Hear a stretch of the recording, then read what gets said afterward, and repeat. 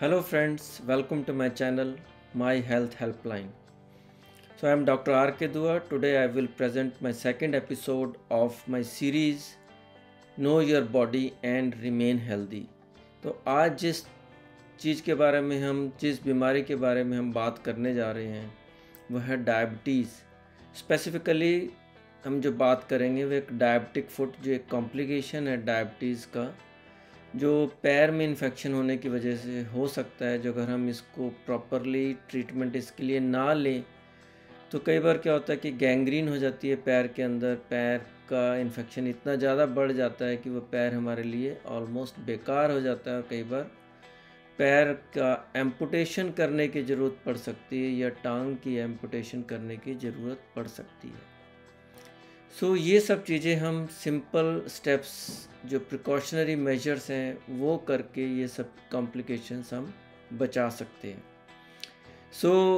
इन सब कॉम्प्लिकेशंस में जाने से पहले हम कुछ बेसिक फैक्ट जो बॉडी के हैं उनको जान लेना बहुत ज़रूरी है, जिससे आपको समझ में आ जाएगा कि आपको क्या स्टेप लेने हैं और वो क्यों लेने हैं।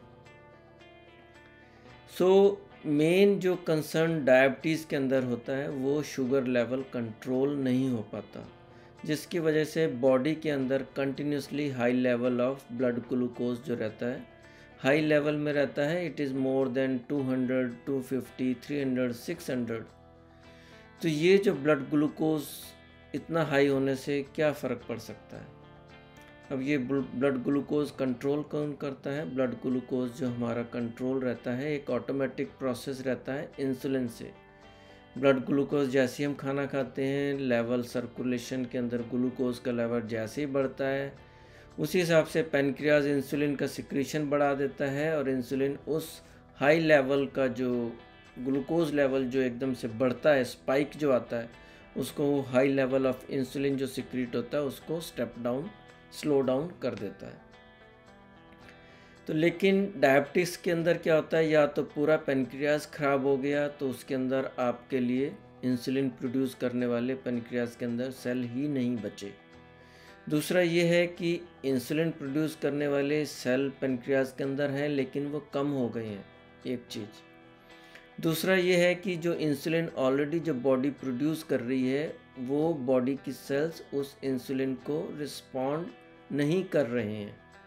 That means there is resistance to the insulin. जो हम दवाइयाँ खाते हैं गोलियों के रूप में, तो उनका एक यही काम होता है कि कुछ वो इंसुलिन का रेजिस्टेंस कम करवाते हैं, कुछ इंसुलिन के जो पेनक्रियाटिक सेल्स जो बचे हुए हैं उनको थोड़ा सा स्टिमुलेट करके इंसुलिन का सिक्रीशन बढ़ाने की कोशिश करते हैं। यह तो एक कंडीशन है जब हमारे अंदर कुछ लेवल तक इंसुलिन प्रोड्यूस हो रहा है और कुछ रेजिस्टेंस डेवलप हो गया है। सेकंड कंडीशन होती है जो टाइप 1 डायबिटीज़ होती है, जिसके अंदर हमारे पास इंसुलिन बचा ही नहीं, क्योंकि इंसुलिन प्रोड्यूस करने वाले सेल ही नहीं बचे। ये सेल कहाँ? क्योंकि पेनक्रियाज आपका ख़राब हो चुका है। मेन कॉज जो पेनक्रियाज ख़राब होने का कॉमनेस्ट कॉज है alcohol intoxication. Chronic alcohol abuse जो करते हैं, जो क्रॉनिक अल्कोहल पीते हैं, धीरे धीरे पेनक्रियाज जो है उसके अंदर सूजन आने से, इन्फेक्शन होने से धीरे धीरे पेनक्रियाज डैमेज होता जाता है। उसके जो इंसुलिन प्रोड्यूसिंग सेल्स हैं वो ख़त्म होते जाते हैं। तो ऐसे में अल्टीमेटली एक लेवल आता है कि पेशेंट के पास कोई इंसुलिन प्रोड्यूस करने के लिए पेनक्रियाज के अंदर कुछ सेल बचे ही नहीं। तो देखिए, इंसुलिन का काम वो इंसुलिन ही करेगा, गोलियां नहीं कर सकती, टैबलेट्स नहीं कर सकती। तो हमारे को पेशेंट को इंसुलिन ही देना पड़ेगा। Excuse me. तो ऐसे में इन पेशेंट्स को हमारे को शुगर कंट्रोल करने के लिए इंसुलिन देना बहुत ज़रूरी है, क्योंकि बॉडी के पास अपना इंसुलिन बचा ही नहीं, ना ही उसको प्रोड्यूस करने वाले सेल बचे हैं। तो एक तो कंडीशन ये हो गई कि डायबिटिक जिसके अंदर अनकंट्रोल्ड डायबिटिक्स जो हैं, जिनके अंदर ब्लड शुगर लेवल कंट्रोल्ड नहीं है, तो ऐसे लोगों के अंदर जब ब्लड शुगर लेवल इतना हाई रहता है तो छोटा सा इन्फेक्शन भी काफ़ी जल्दी बढ़ता है, क्योंकि बैक्टीरिया आपके बॉडी के अंदर पहुँचे, उनको अच्छा सा न्यूट्रिशन मिल रहा है, हाई ग्लूकोज मिल रहा है। दूसरा, लॉन्ग स्टैंडिंग डायबिटीज़ के अंदर आपका जो न्यूट्रिशन इम्यूनिटी है वो कम हो जाती है। अब सेकंड पॉइंट जो हम बात करने जा रहे हैं, अल्टीमेटली लॉन्ग स्टैंडिंग या क्रॉनिक डायबिटीज़ के अंदर दो प्रॉब्लम मेजर जो खड़ी होती हैं, वो एक है diabetic neuropathy and diabetic vasculopathy. Pain एक ऐसी सेंसेशन है जो हमारे को हालांकि अच्छी नहीं लगती, लेकिन पेन के बिना हमारा सर्वाइवल भी पॉसिबल नहीं है।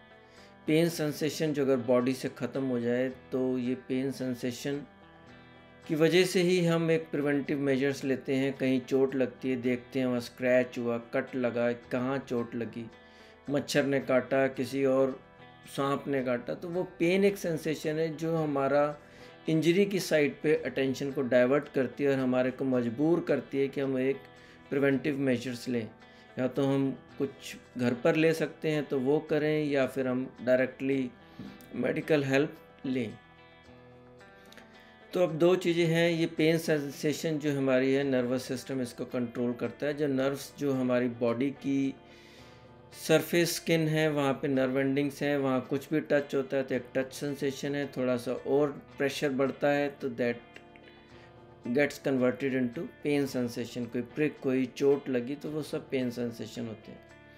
दूसरा ये है कि सर्वाइवल के लिए जो हमारी बॉडी सेल्स हैं उनको ऑक्सीजन चाहिए, उनको न्यूट्रिशन चाहिए। ऑक्सीजन आपकी लंग्स के थ्रू आएगी, न्यूट्रिशन आपका इंटेस्टाइन के थ्रू आएगा। लेकिन यहाँ तक साइट ऑफ इंजरी जहाँ चोट लगी है वहाँ तक वो न्यूट्रिशन और ऑक्सीजन पहुँचेंगे कैसे? वो हमारे वैस्कुलर सिस्टम ब्लड के थ्रू वहाँ पहुँचेंगे। अब जब डायबिटीज़ इतनी लंबी बढ़ जाती है, शुगर कंट्रोल नहीं होता, तो ऐसे के अंदर क्या होता है कि ब्लड वेसल्स के जो ल्यूमन है, जो डायमीटर है, वो धीरे धीरे कम होने लगते हैं, जिसे हम डायबिटिक वैस्कुलोपैथी बोलते हैं। और अल्टीमेटली कुछ टाइम के बाद वो ल्यूमन इतना नैरो हो जाता है कि उसमें से ब्लड पास होना मुश्किल हो जाता है। तो ऐसे के अंदर क्या है कि जो ऑर्गन, जो ब्लड वेसल्स जो अफेक्ट हुई हैं, जो सेल्स को सप्लाई कर रही थी ऑक्सीजन और न्यूट्रिशन, वहाँ ऑक्सीजन और न्यूट्रिशन पहुँचना बंद हो जाएगा या बहुत कम हो जाएगा। ऐसे में ना तो न्यूट्रिशन पहुँच रहा है, ना ऑक्सीजन पहुँच रही है, ऊपर से ब्लड ग्लूकोज लेवल इतना ज़्यादा है, साथ में न्यूरोपैथी है, माइनर इंजरी हमारे से नेगलेक्ट हो रही हैं। तो ये सारी चीज़ें जब आपस में कंबाइन काम करती हैं तो इमीडिएटली कोई भी स्क्रैच पैर में लगा, हाथ में लगा, जो अगर हमारा ध्यान नहीं गया तो 3-4 दिन में वो पक जाता है, सूज जाता है, पस पड़ जाती है। यही हाल पैर के अंदर जो अगर होता है तो अब इस तरह का जो इन्फेक्शन जब पस पड़ जाती है, इस तरह की कंडीशन को हम बोलते हैं डायबिटिक फुट। बहुत बार क्या होता है कि पेशेंट लगता है कि पैर सूज गया, छोटा सा ब्लिस्टर बन गया, उस ब्लिस्टर को घर पे तोड़ दिया या अपने आप फट गया, तो पेशेंट ने उसके ऊपर कोई पट्टी बांधी और अपना काम चला रहे हैं। पर ये एक जो है मिसलीडिंग वो ब्लिस्टर होता है, क्योंकि ब्लिस्टर बाहर से तो दिखता है, आपने फ्लूइड निकल गया, दब गया, लेकिन अंदर ही अंदर इन्फेक्शन जो मसल्स तक और डीपर टिश्यू तक जो पहुंच चुका है वो नहीं ख़त्म होता। तो उसके लिए आपको सर्जन के पास जाना ही पड़ेगा, वो एक्सप्लोर करना ही पड़ेगा, जो पस वगैरह उसको ड्रेन करना ही पड़ेगा। कोई भी डेड टिश्यू आसपास है उसको निकाल के, जिसे हम डिब्राइडमेंट बोलते हैं, वो भी करना पड़ेगा।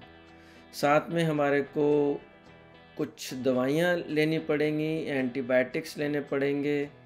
साथ में हमारे को जो अगर शुगर कंट्रोल नहीं है तो उसको भी कंट्रोल करना पड़ेगा। कहीं भी इन्फेक्शन होएगा तो शुगर जो अगर ऑलरेडी पहले कंट्रोल भी थी तो वो अनकंट्रोल्ड हो जाएगी, तो हमारे को उसको दोबारा से अपनी ड्रग की डोज रिवाइज़ करके उसको कंट्रोल करना पड़ेगा, इंसुलिन की डोज रिवाइज़ करके उसको कंट्रोल करना पड़ेगा।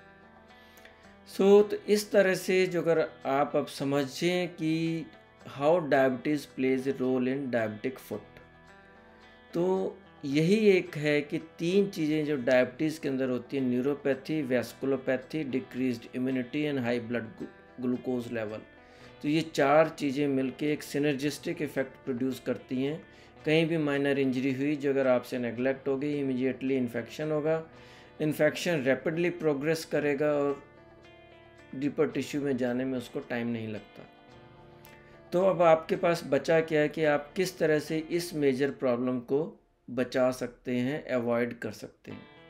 सबसे पहला है, आपको पता लगा आपको डायबिटीज़ है, आपने कंसल्ट किया, शुगर लेवल जब तक आपका एक कांस्टेंट लेवल दवाई या इंसुलिन के ऊपर अचीव नहीं हो जाता, तो आपको रेगुलर फिजिशियन के पास विज़िट करना पड़ेगा, जाना पड़ेगा। एक दूसरा है, जो अगर आपको डायबिटिक वैस्कुलोपैथी, न्यूरोपैथी कुछ लेवल तक डेवलप हो गई है, जो अगर शुगर लेवल कंट्रोल करेंगे, हो सकता है कि थोड़ा कम हो जाए, पर कितना कम होगा दैट टाइम विल डिसाइड।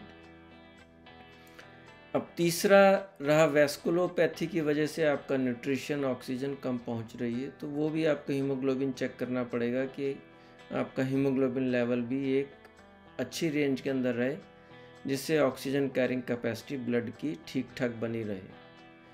तो सिंपल आपके 3 है, ब्लड शुगर लेवल को कंट्रोल कीजिए, माइनर इंजरीज पैर में लगती हैं, जो अगर आपकी सेंसेशन कम हो चुकी है, आपको ज़्यादा अटेंटिव रहना चाहिए, नंगे पैर नहीं घूमना चाहिए, चप्पल में, सैंडल में नहीं घूमना चाहिए, जो अगर आपको लगता है कि कहीं जहाँ आप जा रहे हैं वहाँ आपको चोट लग सकती है, पैर में कोई खरोंच लग सकती है, तो आप जूते पहन के पूरा पैर कवर करके जाइए।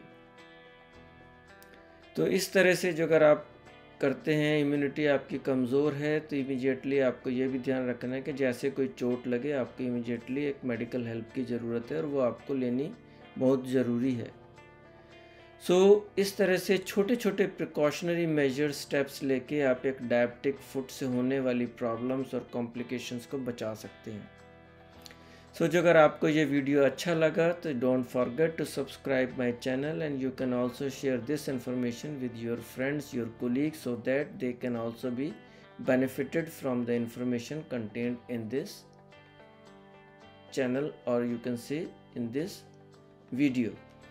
So please subscribe my channel, and thank you very much for watching, and keep watching this channel, and in the next channel I will discuss about how the various causes of malignancies are increasing.